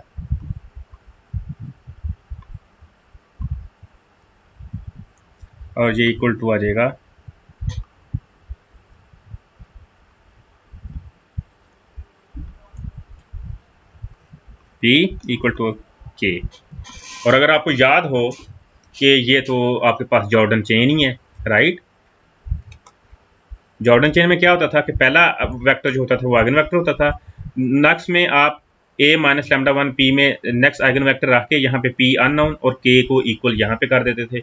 अब उसके बाद क्या करेंगे, उसके अब यहाँ पे तो हमें ये जो p आएगा, p और k एक दूसरे के लीनियरली इंडिपेंडेंट होंगे, तो ये p जनरलाइज आइगन वेक्टर हो जाएगा, k आइगन वेक्टर हो जाएगा, because k satisfy this equation, p will not satisfy this equation, so p will be our generalize eigen vector. तो ये जॉर्डन चेन ही है जो मैंने आपको एक्सप्लेन की थी लीनियर अलजेब्रा वाले पार्ट में। तो इसी तरह अगर आप K3 अगर एक आइगन वैल्यू है जिसकी मल्टीप्लिसिटी 3 है और आप उसका एक ही आइगन वैल्यू कैलकुलेट कर पाएंगे, तो इसका मतलब डिफेक्ट उसमें 2 हो गया, तो आपको दो मजीद आइगन वेक्टर चाहिए, जनरलाइज आइगन वेक्टर। तो आप उसका x3 कैलकुलेट करेंगे, तो x3 क्या हो जाएगा, वो यहाँ से आप कैलकुलेट कर लेंगे, m की वैल्यू जहाँ जहाँ पे m है वहाँ पे आप 3 रखेंगे, तो आपके पास x3 की वैल्यू आ जाएगी। फिर x3 को आप इसी तरह सेटिस्फाई करवाएंगे जिस तरह मैंने सेटिस्फाई करवाया, तो आपके पास यहाँ पे 3 फैक्टर्स आएंगे। उन तीनों फैक्टर्स को जब आप इक्वल टू 0 करेंगे तो आपके पास एक ये वैल्यू आएगी, एक ये वैल्यू आएगी, और थर्ड में आपके पास ये जो p है ये यहाँ पे आ जाएगा और यहाँ पे कोई q नया वेक्टर आ जाएगा। तो q, p और k आपके पास 3 आइगन वेक्टर्स होंगे, p और q जनरलाइज आइगन वेक्टर्स हो जाएंगे और k आइगन वेक्टर आ जाएगा। सो ये यहाँ से हमें जो ना मोटिवेशन मिली है जनरलाइज आइगन वेक्टर डिफाइन करने की। तो इसका मतलब है कि यहाँ पे p आपके पास जनरलाइज आइगन वेक्टर हो गया और k आपके पास आइगन वेक्टर हो गया। तो हम इसी को यूज करते हुए, ये मैं आपको क्यों बताइए है, आपको बताइए कि आपके पास जनरलाइज आइगन वेक्टर की जॉर्डन चेन्स आई कहाँ से हैं, कि आप उसका ये वाला जो सोल्यूशन कारस्पॉन्डिंग ट्राई करेंगे तो आपके पास कारस्पॉन्डिंग जो आइगन वैल्यू प्रॉब्लम की फार्मुलेशन आएगी वो उसमें जनरलाइज आइगन वेक्टर का कॉन्सेप्ट होगा। तो हम इसी को जब यहाँ पे अप्लाई करेंगे अपने 2x2 के एग्जाम्पल के लिए जिसमें डिफेक्ट 1 है, तो आपके पास होगा क्या, इसका मतलब है कि हमने एक तो आइगन वेक्टर कैलकुलेट कर लिया, आपके पास k कैलकुलेट कर लिया, p आपको कैलकुलेट करना है। सो a माइनस लैम्डा आई क्या था, a प्लस 3i, यहाँ पे आप p रख दें और यहाँ पे आइगन वेक्टर क्या रख दें, k जो आपने कैलकुलेट किया हुआ है। तो k आइगन वेक्टर है, p जनरलाइज आइगन वेक्टर हो जाएगा। सो आपके पास a प्लस 3 लैम्डा आई क्या हो जाएगा, 6 माइनस 18 2 माइनस 6, यहाँ पे स्मॉल p1 स्मॉल p2 रख लें और k1 k2 3 और 1 रख लें। तो आपके पास आएगा 6p1 नॉन होमोजीनियस सिस्टम आ जाएगा, 2p1 minus 6p2 is equal to 1। Non homogeneous system है, इसको आप इजीली सॉल्व कर सकते हैं, एक को कैंसिल आउट कर दें या आप जो गॉस एलिमिनेशन मेथड भी अप्लाई कर सकते हैं इस पर ऑगमेंटेड मैट्रिक्स बना के, whatever you want to do. So यहाँ से हमें p1 की वैल्यू 1/2 मिलेगी और p2 की वैल्यू 0 मिलेगी। तो इसका मतलब है कि p वेक्टर आपके पास क्या आ गया, 1/2 और 0। तो अब ये p जनरलाइज आइगन वेक्टर है, k आइगन वेक्टर है, तो इसका कारस्पॉन्डिंग जो सोल्यूशन हो जाएगा वो किस टाइप का सोल्यूशन था, x is equal to x2 जो था वो आपके पास क्या था, k e की पावर k t e की पावर लैम्डा t, ये आइगन वेक्टर होगा, और प्लस p e की पावर लैम्डा 1t, तो लैम्डा 1 रख लेते हैं वटेवर।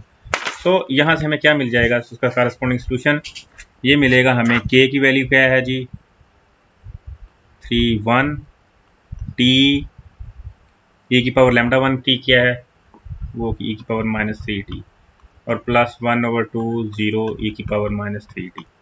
तो ये आपके पास x2 आ गया। अब आपके पास क्या होगा, x is equal to c1 x1 plus c2 x2। तो यहाँ से x1 क्या आ जाएगा, e की पावर -3t। तो ये आपके पास x1 आ जाएगा जब आप इसको मल्टीप्लाई कर दिया, ये x1 आ गया, ये x2 आ गया, इस सारे को आपने c2 से मल्टीप्लाई कर देना है, इस सारे को आपने c1 से मल्टीप्लाई कर देना है, दोनों को सम करेंगे तो आपके पास जनरल सोल्यूशन आ जाएगा। तो ये थी स्टोरी कि आपने जनरलाइज आइगन वेक्टर्स को कैसे यूज़ करना है और कारस्पोंडिंग सोल्यूशन कैसे कैलकुलेट करना है। डिफेक्ट 1 था, इसकी वजह से हमें x1 जो मिल गया ऑलरेडी, x2 आपने वहाँ से जो चेन थी सोल्यूशंस की वहाँ से ट्राई कर लिया। तो ये था जी कॉन्सेप्ट। नेक्स्ट हम इसी को रिपीट करेंगे 3x3 मैट्रिक्स के लिए। So next we have this 3x3 case के लिए कैसी आइगन वैल्यू जिसमें मल्टीप्लिसिटी 3 आ जाए, आइगन वैल्यू मल्टीप्लिसिटी 3 आ जाए और आपके आइगन वेक्टर सिर्फ एक हो, तो के आइगन वेक्टर होगा, पी और Q eigen vector generalize eigen vectors हो जाएंगे।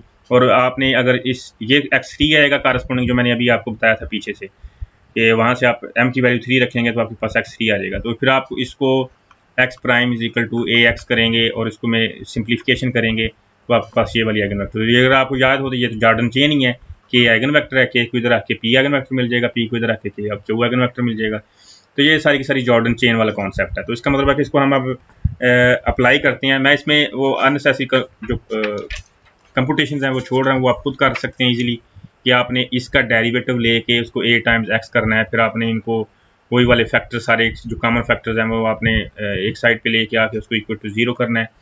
जो जब 0 करेंगे तो कॉरस्पॉन्डिंग 0 से आपके पास ये वाली चीज़ें आ जाएंगी। सो ये तो था जी कॉन्सेप्ट आपके पास आइगन वैल्यू ऑफ मल्टीप्लिसिटी 3 का। एक इसकी एग्जांपल कर लेते हैं हम 3x3 की। So next we have this example of a 3x3 matrix. इसमें आपके पास जो आइगन वैल्यू आएगी वो 2 आएगी और 2 की आपके पास मल्टीप्लिसिटी 3 आएगी, 2 2 2। तो इसके कारस्पोंडिंग आपके पास जो आइगन वेक्टर k आएगा वो a की आइगन वेक्टर आएगा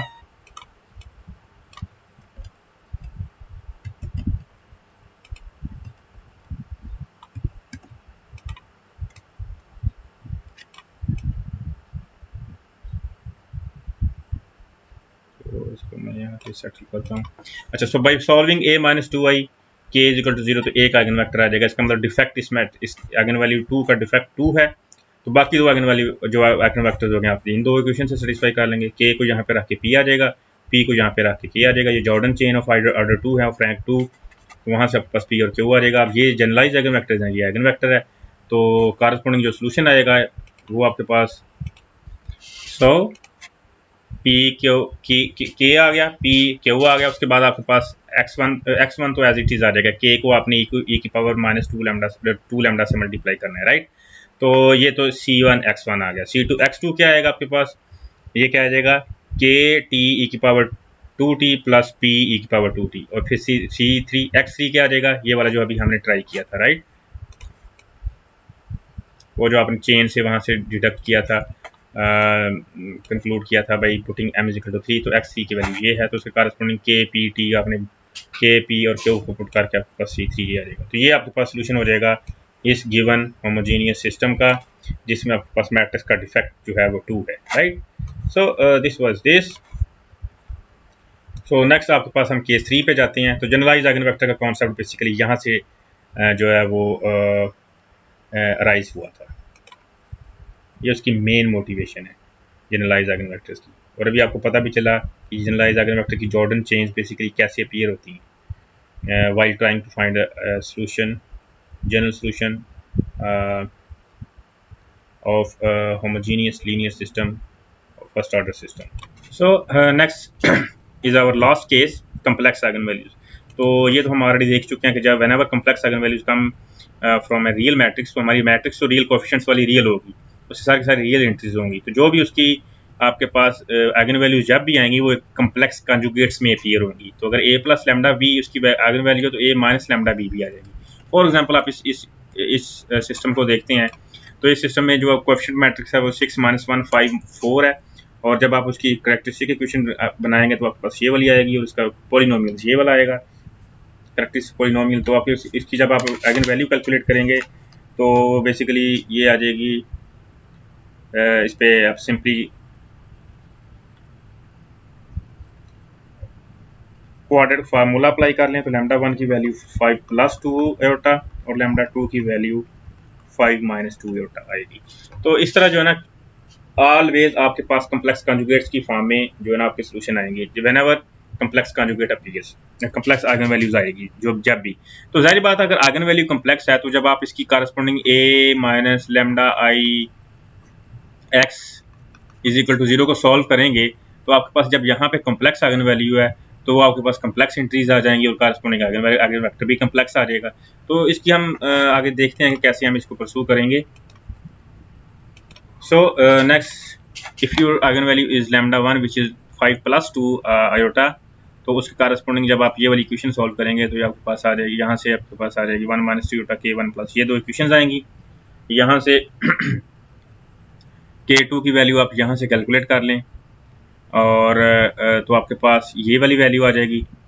तो k1 यहाँ से k1 की चॉइस 1 रख लें तो k2 की चॉइस आपके पास ये वाली आ जाएगी। तो k1 आइगन वेक्टर ये आ गया, कारस्पोंडिंग सोल्यूशन जो है e⁴ 5 + 2 आयोटा t वो ये आ जाएगा। इसी तरह 5 - 2 के कारस्पोंडिंग आइगन वेक्टर ये आएगा और कारस्पोंडिंग सोल्यूशन ये हो जाएगा।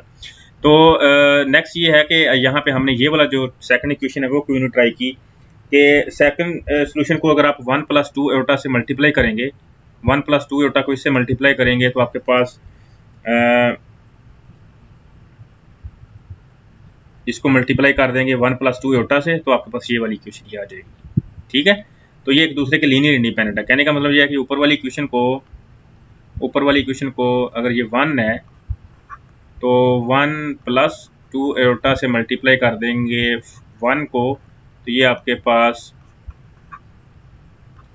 2 ही आ जाएगी। तो इसका मतलब they both are linearly dependent. तो इनमें से किसी एक को कंसीडर किया हमने, पहले को कंसीडर किया, ये क्वेश्चन आ गई, यहाँ से k1 की वैल्यू 1 रख के k2 की वैल्यू, इस तरह पे ये वाला आइगन वेक्टर कैलकुलेट कर लेंगे सिमिलरली। तो ये दो जो है ना वो आपके पास कॉरस्पॉन्डिंग सॉल्यूशंस आ जाएंगे। तो जो सॉल्यूशन इसका जनरल सॉल्यूशन आएगा वो c1 x1 + c2 x2 आ जाएगा। लेकिन प्रॉब्लम ये है इसमें कि आपके पास जो सिस्टम था उसमें सारी की सारी रियल एंट्रीज थी, सॉल्यूशन में आपके पास कॉम्प्लेक्स एंट्रीज आ रही हैं, लेकिन ये स्टिल सॉल्यूशन है। अगर आप इसका डेरिवेटिव कैलकुलेट करके आप इस सिस्टम में पुट करेंगे, उसको सेटिस्फाई करवाने की कोशिश करेंगे लैम्डा ये, तो ये आपके पास सेटिस्फाई होगा। So this actually is a solution of this differential system of differential first order differential equations. But problem ये है कि हम इसके जिस तरह हमने आयलर आइडेंटिटी यूज की थी और इसके रियल सॉल्यूशन को कैलकुलेट किए थे, we can still do that here as well. तो हम इसके इनके रियल सॉल्यूशन कैसे कैलकुलेट करेंगे कॉरस्पॉन्डिंग, तो हम इसकी रेपिटेशन आपके कोर्स में इंक्लूड नहीं है कि अगर कम्प्लेक्स आइगन वैल्यू की रेपिटेशन आए तो कम्प्लेक्स आइगन वैल्यू की रेपिटेशन को कैसे टैकल करना है वो हमने नहीं देखना। हमने सिर्फ ये देखना है कि कम्प्लेक्स आइगन वैल्यू आ जाती हैं तो फिर आपके पास वो कम्प्लेक्स कॉन्जुगेट्स में आएंगी। कम्प्लेक्स कॉन्जुगेट का मतलब है कि वो एक दूसरे से डिफरेंट है, तो वही वाला काम करना है जो हमने पीछे डिस्टिंक्ट रियल आइगन वैल्यूज के लिए किया। लेकिन यहाँ पे आपके पास अल्टीमेटली जो सॉल्यूशंस आएंगे वो कम्प्लेक्स सॉल्यूशंस आ जाएंगे, क्योंकि ये कम्प्लेक्स फंक्शन है, ये भी कम्प्लेक्स फंक्शन है।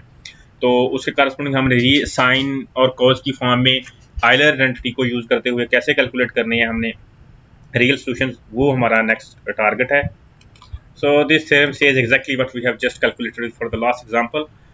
Let A be a coefficient matrix having real entries of the homogeneous system 2 system where x prime is equal to ax. Let k1 be an eigenvector corresponding to the eigenvalue lambda 1 is equal to a plus lambda b. तो since lambda a plus b आएगा तो उसके corresponding a minus b iota b भी आएगा, तो a plus iota b के corresponding ये solution आ जाएगा और a minus आयोटा b के corresponding ये solution आ जाएगा। तो कहने का मतलब अगर आपने एक का आइगन वेक्टर कैलकुलेट कर लिया तो दूसरे को आइगन वेक्टर कैलकुलेट करने की जरूरत नहीं होगी। k1 का जो कम्प्लेक्स कॉन्जुगेट होगा एज ए वेक्टर, वो उसकी सारी एंट्रीज को आपने कम्प्लेक्स कॉन्जुगेट कर देना तो वो k1 प्राइम k1 बाहर आ जाएगा, और जो लैम्डा 1 है उसका पास कारस्पोंडिंग लैम्डा 2 बाहर आ जाएगा। इसका मतलब है कि अगर आपने सिर्फ एक कम्प्लेक्स कॉन्जुगेट की एंट्री के कारस्पोंडिंग आपने कैलकुलेट किया तो दूसरा आप उसी से कैलकुलेट कर सकते हैं by just taking complex conjugates of the eigen vector and corresponding eigen value. तो ये दो आइगन वेक्टर्स हो जाएंगे, यही मैंने आपको यहाँ पे बताया। अब अगर ये है कि अब हम इन सॉल्यूशन को रियल सॉल्यूशन में कन्वर्ट करना चाहें, मैंने अभी आपको बताया कि हम आयलर आइडेंटिटीज का यूज करेंगे। वो क्या होती थी, ऊपर वाली ये पावर्स थी, इनको आपने क्या कहते हैं डिकम्पोज किया तो 5t सेपरेट हो गया, 2 आयोटा t सेपरेट हो गया, 2 आयोटा t पे आपने आयलर आइडेंटिटी अप्लाई कर दी cos 2t plus iota sin 2t। तो इसी तरह आपने इसमें किया। अब इन दोनों को आप क्या करेंगे, सो हम सिंपली इस e⁴ 5 + 2 और 5 - 2 आयोटा की ये जो पावर्स हैं इनको आप रिप्लेस कर देंगे यहाँ पे। इनको रिप्लेस करने के बाद आप कारस्पोंडिंग इसको इस पे भी मल्टीप्लाई करेंगे, इस पे भी मल्टीप्लाई करेंगे, और फिर c1 और c2 जो कोएफिशिएंट्स, क्योंकि इनमें कॉमन चीज़ें आएंगी, कुछ रियल पार्ट्स आ गए, कुछ कारस्पोंडिंग रियल पार्ट्स आएंगे, कुछ कारस्पोंडिंग इमेजिनरी पार्ट्स आएंगे। आप दोनों को सेपरेट करेंगे। सेपरेट करने के बाद आप c1 और c2 को एक नया c1 नाम दे लें और c1 - c2 आयोटा को आप c2 कह दें। इन कॉन्स्टेंट्स पे आप इस कॉन्स्टेंट से रिप्लेस करके आपके पास जो वैल्यूज आएंगी वो ये वाली आ जाएंगी। तो कारस्पॉन्डिंग जो आप इनको सिंपली करना क्या है, इफ इन दोनों वैल्यूज को वहां पे रिप्लेस करके कारस्पॉन्डिंग आइगन वेक्टर से मल्टीप्लाई करके रियल और इमेजिनरी पार्ट सेपरेट करने, तो आपके पास ये वाली वैल्यूज आ जाएंगी। इसमें C1 प्लस C2 को कारस्पॉन्डिंग C1 कह दिया, इसमें C1 माइनस C2 एटा को C2 कह दिया, तो बस कारस्पॉन्डिंग सोल्यूशन ये आ जाएगा। तो ऑलवेज आयलर आइडेंटिटी को यूज करके आप जो है आप अपने रियल सोल्यूशन को, कॉम्प्लेक्स सोल्यूशन को रियल सोल्यूशन में चेंज कर सकते हैं। तो इसका ये मतलब हुआ कि हमने क्या किया कि हमने इस सॉल्यूशंस को रियल सॉल्यूशन में कन्वर्ट कर दिया। लेकिन अगर आप यहाँ पे देखें, ये अगर आप इसको 1 प्लस 0 एटा लिखें और फिर आप इसको 1 और 1 को सेपरेट कर लें और 0 और -2 को सेपरेट कर लें, इस वेक्टर के दो पार्ट्स होंगे, एक रियल पार्ट, एक इमेजिनरी पार्ट। अब अगर आप यहाँ देखें तो यहाँ पे इसका रियल पार्ट आ रहा है और यहाँ पे इसका इमेजिनरी पार्ट, और रियल पार्ट वाले के साथ cos 2t और इमेजिनरी पार्ट वाले के साथ sin 2t। इसी तरह आपके पास यहाँ पे भी यही आ रहा है, यहाँ पे 1 और 1 उसका रियल पार्ट है वो यहाँ पे अपीयर हो रहा है, और जो इसका इमेजिनरी पार्ट 0 और -2 है वो आपके पास फर्स्ट प्लेस पे अपीयर हो रहा है। तो आप इसको जनरलाइज करेंगे तो इसकी सिचुएशन क्या बनेगी इन टर्म्स ऑफ थ्योरम, अगर हम इसको एक्सप्लेन करें। So this is the theorem I was talking about. इसको अगर कंपाइल करें पिछले वाले कॉन्सेप्ट को, तो बेसिकली होगा क्या, real solutions corresponding to a complex eigen value. So complex eigen value a plus eta b आएगी, तो उसके corresponding a minus eta b भी आएगी, उसके कॉरस्पॉन्डिंग जो सॉल्यूशंस आ जाएंगे वो हमने पीछे देख लिए हैं। Let B1 B2 be a column vectors in 22, वही वाली हो जाएंगे कि जो B1 होगा वो K1 का आपके पास पहले eigen vector, complex eigen vector का रियल पार्ट, और B2 जो होगा पहले K1 का इमेजिनरी पार्ट। तो B1 यहाँ पे रियल पार्ट आया था, यहाँ पे इमेजिनरी आया था, और सेकंड वाले में यहाँ पे इमेजिनरी आया था, यहाँ पे रियल आया था, यहाँ पे माइनस था, यहाँ पे प्लस था, और e की पावर अल्फा टी, अल्फा क्या है उसके पास, वो इसका रियल रूट है। तो अगर आप ये देखें तो आपके पास ये वाले सोल्यूशन एग्जैक्टली इसी फॉर्म के आ रहे हैं। B1 cos beta T into minus B2 sign beta T times e की पावर अल्फा टी, और यहाँ पे आपके पास अल्फा की वैल्यू 5 है और बीटा की वैल्यू आपके पास 2 है। इस तरह आपने तो सेकंड सोल्यूशन में B2 को पहले रख लिया, B2 को B1 को बाद में रख के प्लस किया, यहाँ पे माइनस किया, तो कॉरस्पॉन्डिंग रूट्स जो आएंगे जो हमने यहाँ से कैलकुलेशन करके यहाँ पे आए थे, फिर हमने इसको in terms of generally in theorem लिखा, तो रियल सोल्यूशन जो कॉरस्पॉन्डिंग आएंगे वो ऑलवेज इस फॉर्म के आएंगे। So all you have to calculated is क्या आपने कॉरस्पॉन्डिंग कॉम्प्लेक्स आइगन वैल्यू की corresponding complex eigen vectors calculate करनी है, और फिर उन कॉम्प्लेक्स आइगन वैल्यूज के रियल पार्ट और क्या कहते हैं जो इमेजिनरी पार्ट है उनको आपने डिकम्पोज कर लेना, सेपरेट कर लेना, और फिर आपने इस टर्म पे इसको सोल्यूशन की फॉर्म में लिख लेना, जिस तरह हमने अभी लास्ट एग्जांपल में किया था। सो ये तो था जी हमारा आज का लेक्चर, और इसके कॉरस्पॉन्डिंग आप एग्जांपल भी देख सकते हैं इजीली। तो मैं आपको एक एग्जांपल छोड़ के जा रहा हूँ, वो आप इजीली इसको कैलकुलेट करेंगे, सॉल्व करें। So this is an example which I want you to solve, because हमें सारे के सारे नेसेसरी कॉन्सेप्ट्स हमारे पास हैं। ये आपके पास ए मैट्रिक्स है, इसकी आइगन वैल्यूज 2 आएंगी, एक आपके पास जो है वो 2 एटा आएगी, एक -2 एटा आएगी, तो रियल पार्ट उनके 0 हो गए, कॉरस्पॉन्डिंग आइगन वेक्टर्स आ जाएंगे उनके, आपने रियल और पार्ट और इमेजिनरी पार्ट डिकम्पोज करके B1 B2 कैलकुलेट करना है, और उसके कॉरस्पॉन्डिंग सिर्फ प्लस वाली आइगन वैल्यू के कॉरस्पॉन्डिंग सोल्यूशन से हमें दोनों सोल्यूशन मिल जाएंगे। आपको अल्फा माइनस एटा बी को टैकल ही नहीं करना पड़ेगा। कहने का मतलब है कि यहाँ पे -2 एटा के कॉरस्पॉन्डिंग आपको आइगन वेक्टर कैलकुलेट करने की जरूरत ही नहीं पड़ेगी, जिस तरह पिछली एग्जाम्पल में किया था।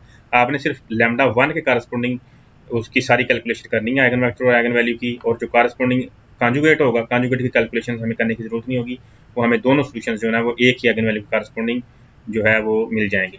क्योंकि इसमें अल्फा ये है, बीटा ये, उसमें अल्फा होगा और दूसरा माइनस बीटा हो जाएगा, सिर्फ ये चेंज आएगा, वो हमने यहाँ पे एक्सप्लेन कर दिया। तो आप इसको सॉल्व करें। If you have an example problem you can always ask me about it, and that is all for this lecture. Thank you very much.